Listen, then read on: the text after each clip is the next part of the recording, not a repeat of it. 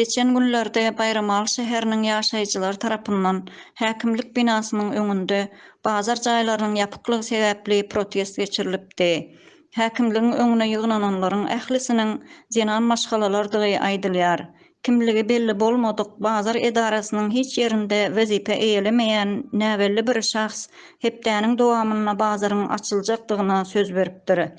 Häkimlik binasynyň öňüne ýygnanşan jenan ildeşlerimize bazar jaý işläp başlaýança şäheriň şolk sowhoz diýilen ýeriniň ýanyndaky boş ýerde söwda satyk işlerini edip biljekdikleri barada aýdylypdyr.